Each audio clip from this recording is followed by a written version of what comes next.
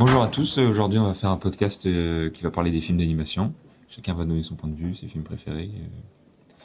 Voilà. Donc, c'est quoi vos studios d'animation préférés, pour commencer? Vas-y. Alors très cliché, mais les Disney, clairement, parce que j'ai un peu grandi avec les films de princesses, les trucs comme ça, et c'est un peu des films que j'aime beaucoup, que j'aime bien regarder de temps en temps, plus pour le côté nostalgique. Après, on retrouve aussi les Bambi, par exemple, les Aristochats, les vieux films de Disney qui sont vraiment très bien, et je pense que c'est un peu nostalgique pour tout le monde. Sinon, après, les nouveaux aussi, les Disney Pixar sont plutôt bien aussi, donc voilà. Bah, un peu pareil, Disney. À fond Disney. Voilà. En vrai, ça dépend. J'adore Pixar, moi, parce que je pense que mon dessin animé préféré ça doit être Cars. Mais en vrai, il y a quand même, j'aime beaucoup DreamWorks, parce que genre Madagascar et Kung Fu Panda, c'est vraiment pas mal. Ouais. Donc c'est entre Pixar et DreamWorks. Madagascar, un classique. Vraiment classique. Du coup, moi, ce serait plutôt DreamWorks aussi. Parce que justement, Kung Fu Panda, je trouve les antagonistes déjà sont un peu mieux que dans Disney. Désolé. Sinon, ouais, il y a les 5 légendes aussi. Donc, ouais, non, plutôt DreamWorks. Et donc du coup, c'est quoi votre film préféré d'animation? En vrai, c'est quand même dur de choisir un en particulier. Après, moi, je sais que j'ai beaucoup aimé Wall-E. Vraiment, film très beau. Pareil, encore une fois, ça rejoint peut-être un peu aussi la science-fiction. Parce que finalement, c'est deux robots qui se retrouvent dans un monde où il n'y a plus aucun humain. Et ils ne sont plus qu'eux et tout ce qu'a laissé l'homme derrière lui. Et franchement, le film est très, très bien, très intéressant. Et puis même, il y a une bonne morale dans le film. Voilà. Moi, franchement, j'en ai pas des préférés. Enfin, j'ai pas de préférés. Je les aime tous. J'aime tous les Disney, DreamWorks, etc. Le seul que, tu vois, film que j'ai pas trop aimé, c'est La Belle et la Bête. Genre, une femme qui est avec un espèce d'animal. Bref, voilà. Après, ça vient d'un livre, donc Ouais, le livre est comme ça. je Donc sais c'est un pas. peu- c'est un peu Quand t'es bizarre, enfant, t'es là, genre. Euh. mais- moi non. Après, ça reprend le crapaud. Enfin, la Ouais, bête, le crapaud. Enfin, c'est toujours un peu cette vision du prince qu'on n'a pas du tout. ouais, mais du coup, finalement, la bête qui fait passer du coup les hommes pour un peu. Oui, c'est vrai. C'est très étrange. Et du coup, pour moi, en vrai, je suis un peu comme toi, je saurais pas trop choisir le film préféré. En vrai, je pense que ça dépend du mood un peu. Ouais. Il y a des moments, je préfère un Pixar, et puis il y a d'autres moments, il y a des DreamWorks, j'ai envie de regarder Madagascar, je vais... Alors moi j'ai envie de dire que chaque animation a son petit truc. C'est-à-dire que dans Disney on va vraiment retrouver tout ce qui est musique. Moi j'ai trouvé que dans Disney c'est là où je me rapproche et où je suis vraiment très touché. Dans DreamWorks du coup ce sera plutôt les antagonistes. Même je viens de repenser au Chapeauté, c'est juste Ah. incroyable avec les animations. D'accord. Et sinon ouais voilà. Pixar aussi qui est très bon dans ce qu'il fait. J'ai pas trop d'exemples là comme ça, mais non, franchement, je trouve que chaque animation a son truc et je pense faut pas se limiter à une seule. Et puis, ce que vous pensez des films d'animation 3D de Disney? Parce qu'ils sont beaucoup critiqués, et puis aujourd'hui Disney réfléchit à revenir aux films d'animation 2D, parce que ça fait beaucoup débat sur sur les images. Est-ce que c'est pas toujours un peu pareil? Est-ce que c'était pas mieux avant? Bah après, moi j'ai pas vu de film 3D de Disney. Je sais pas. Moi je suis habituée au vieux Disney. Du coup, j'imagine que ça va me faire un peu bizarre. Mais après, pourquoi pas? Mais enfin, je sais pas.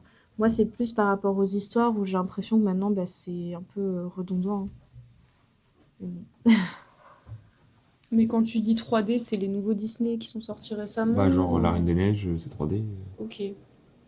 Moi, j'ai jamais fait trop gaffe. Ça m'a jamais vraiment choqué entre les anciens Disney et les nouveaux. Après, ce qui est bien avec les Disney, c'est qu'il y a quand même toujours une morale qui est intéressante, à part certains des nouveaux où c'est un peu moins poussé que les anciens, mais il y a toujours. Et puis ce que je trouve intéressant aussi sur les Disney, c'est que il y a toujours des petits détails qu'on peut remarquer quand on est adulte, des choses qu'on n'a pas forcément remarquées quand on l'a vu. Oula.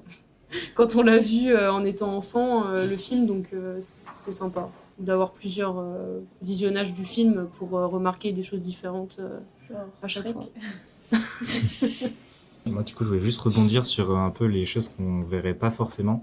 Je sais pas si vous avez vu quelques vidéos en fait qui montrent avec l'évolution des Disney que dans le précédent, il y a toujours une figurine du prochain. Par exemple, entre Nemo, oui. Cars, Lao, enfin tous ces films d'animation où en fait, par exemple dans Les Indestructibles, on voit une voiture de Cars ou des trucs dans ce style-là. Et donc moi je trouve ça très fort en fait parce que c'est des petits détails comme ça qu'on pourrait jamais deviner ou voir avant parce qu'il est pas encore sorti le film, mais que maintenant on peut vraiment voir cette chronologie de chacun des films. Mais du coup, je reviens sur le sujet. J'ai pas trop compris la question en réalité. 2D, 3D. Est-ce que tu aurais des exemples de 2D et 3D En film 2D, t'as tout ce qui... En film 2D, t'as tous les anciens, Aristocha, Merlin l'Enchanteur, Cendrillon.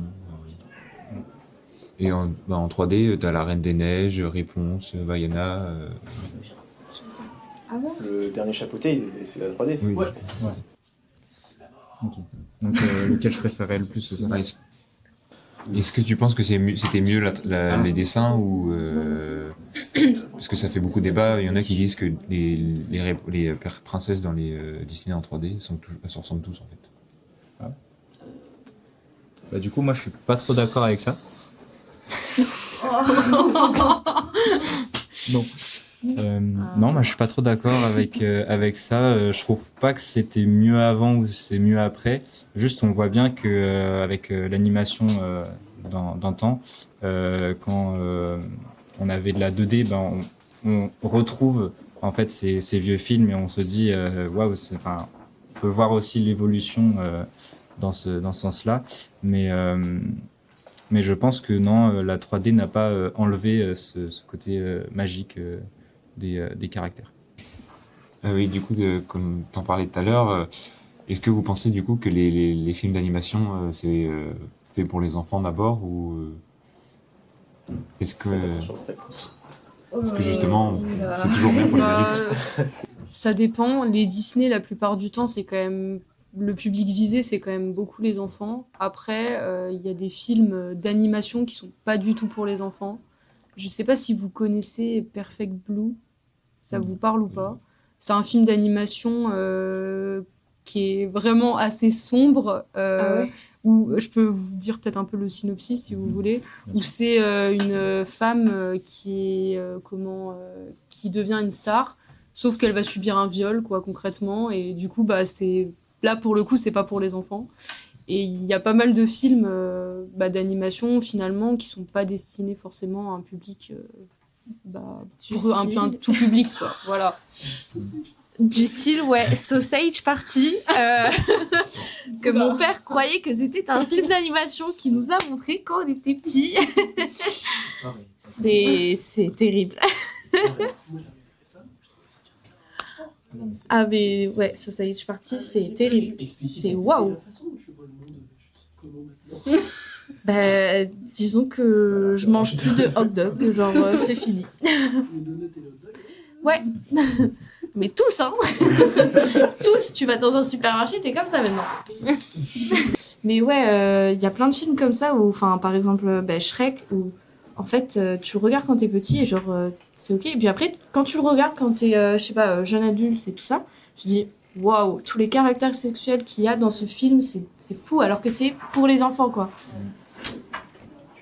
En vrai, c'est pour ça que c'est bien fait, c'est que, en fait, c'est des petits détails, mais qu'on voit absolument pas quand on est enfant, en fait. C'est, en les revoyant, et puis, on n'a pas on pense pas pareil, donc, il y a plein de trucs qu'on voit vraiment différemment dans tous ces films-là.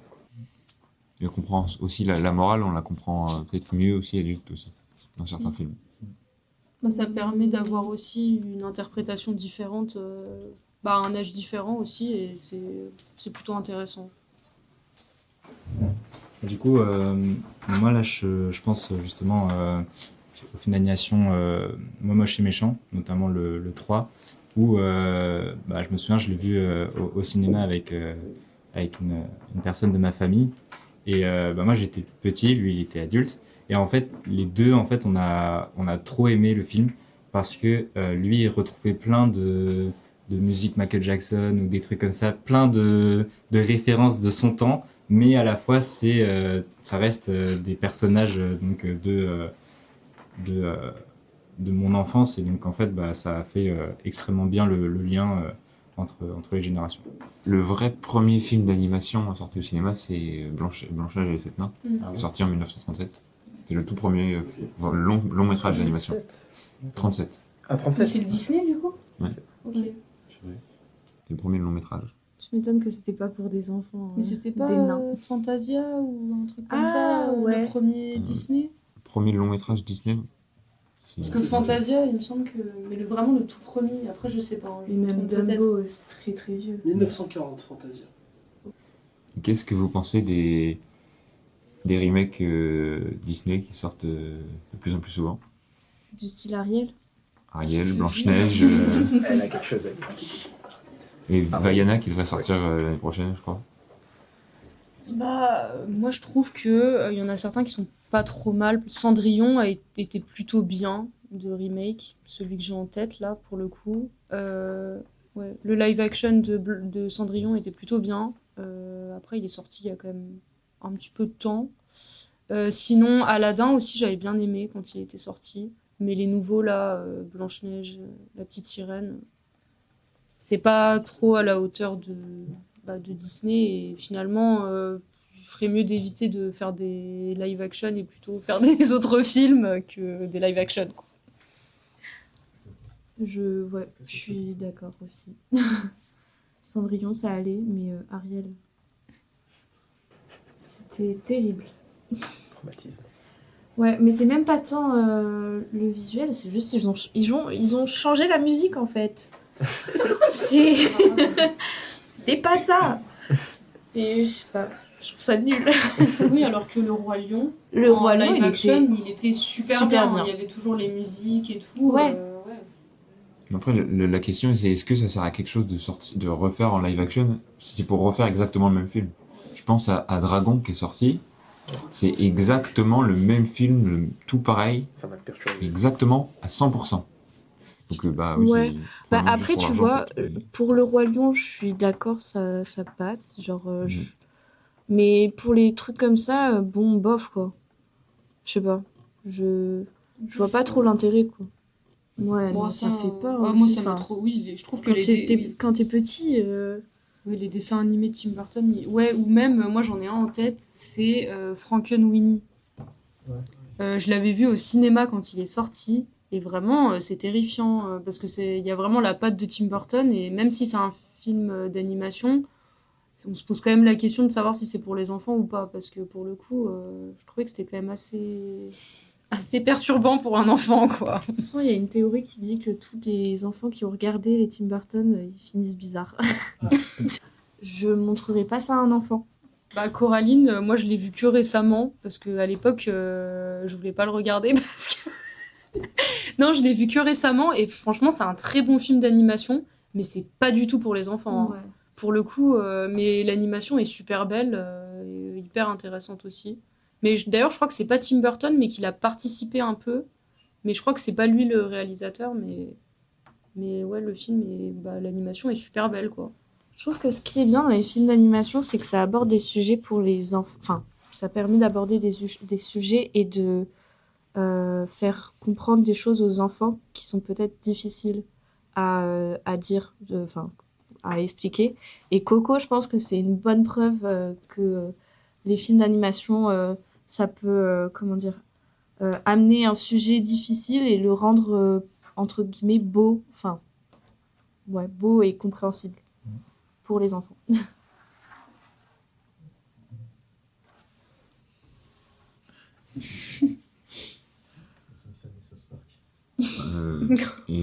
Ça.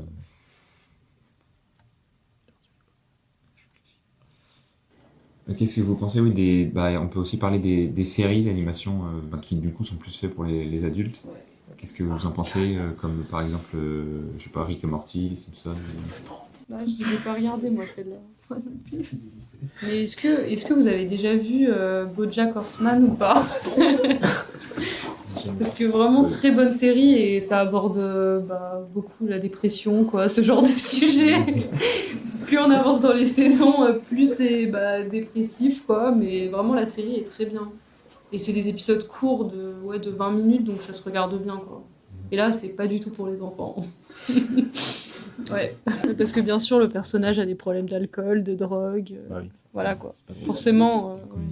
Bon, c'est sûr que si t'es pas bien, tu regardes pas ça, quoi. Bah non, faut pas s'enfoncer encore plus, quoi. Moi, je sais que quand j'étais petit, je regardais un dessin animé qui retraçait les vacances d'été de gamins pendant la Seconde Guerre mondiale. Ah, mais ça, c'était un livre. Je crois que c'était un livre à la base. Et c'est ça Un grand garçon et sa petite sœur. C'est ça. Ouais. Et c'était justement leurs vacances d'été pendant la Seconde Guerre mondiale. Et je trouve que c'était sympa pour voir justement la réalité de ces enfants à cette époque-là. Ben, un film qui est sorti il y a pas longtemps aussi, un peu historique, c'est Marcel et moi. C'est un film sur Marcel Pagnol qui retrace un peu toute son histoire et le fait aussi c'est un écrivain, mais il a aussi fait énormément de cinéma. Enfin, il a adapté ses scènes de théâtre au cinéma parce que justement le théâtre devenait un peu comment dire, il était moins vu par les personnes parce que le cinéma avait commencé aux États-Unis et qu'il était en train d'arriver en France, quoi. Voilà. Merci de nous avoir écoutés et à bientôt. C'était le clap. Au revoir. Au revoir.